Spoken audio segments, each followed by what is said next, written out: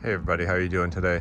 I thought I'd go into some more detail with you all for this Viking cylinder that's made out of a polymer.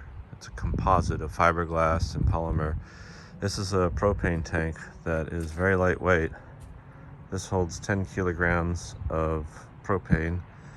In the world of Imperial, that's 22 pounds. So it's a little bit larger than your normal everyday propane tanks, but far lighter in weight. So the connector at the top is pretty much the same as you would expect for any type of propane connector that you've used in the past. So same type of setup. It has the automatic shut off if you overfill, so you cannot overfill this thing. It's got the down the bottom here, this area is not going to rust because there's no metal anywhere on this thing other than the top piece there. So it has been inspected. It is allowed to be transported in the United States and used in the United States. I'll just answer to that. On top it shows you how much this thing weighs, and it's really I highly regard it. It's definitely been wonderful to have this thing. And I've also want to show you here that this is where the level is, so you can see through it. It's somewhat translucent down here. You can see the propane level right here. So if I move it around, it might be harder to see on this video, but right there is where the level is. So it's nice to have. If this thing were to catch fire, the composite material would burn up and the fiberglass would pretty much remain behind, and the gas, obviously it would leak out and it'd be a big fire, but it's not going to explode and send metal particles all over the place.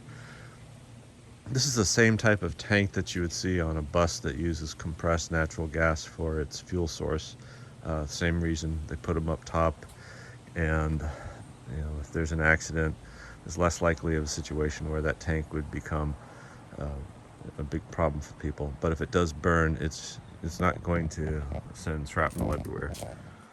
Okay, so this requires a inspection every 5 years, so it's good for 15 years. It's made in Norway, so you see these types of setups pretty much around the world. Okay, so a lot of people who have sailboats would be interested in this because of the corrosion factor. It is made from polymers and composite materials, so there isn't a likelihood of having a big rusty tank. And it will work. You can definitely fit it on this type of a grill or anything that you're using propane with today. Okay, the other part is it's since it's not made of metal, it doesn't transfer heat very well, so it's not, if you stick it in the sun, it's going to take a little bit longer for the heat to get to the fuel. And likewise, if it frosts over from being cold, it behaves differently than metal. Okay, so it's got all the same type of labels and things that you would expect, actually a lot more than you would expect on a propane tank that's made from metal. So here it is. I just want to make sure you all can see it. I've used it. I've got other supplies in here. For example, this right here is a refill adapter for refillable propane tanks, and it's a lot easier to turn this tank upside down for refilling a refillable tank. So that's definitely something that would make it a little bit easier for you. There's pros and cons on here. There were recalls of a different manufacturer, not the same manufacturer here, where they had leaks on it. I feel assured that this thing has been tested and has passed the DOT test. I have not seen any recalls on this specific company or the specific model. I do treat this thing like any other propane cylinder, which is with care and caution. Make sure you test for leaks when you connect things to it. But it's so far, its track record has been pretty good. Now, the con to this is that this tank will last you 15 years, so it is expensive, and you'll only be able to use it for 15 years. and then after that point you cannot recertify it.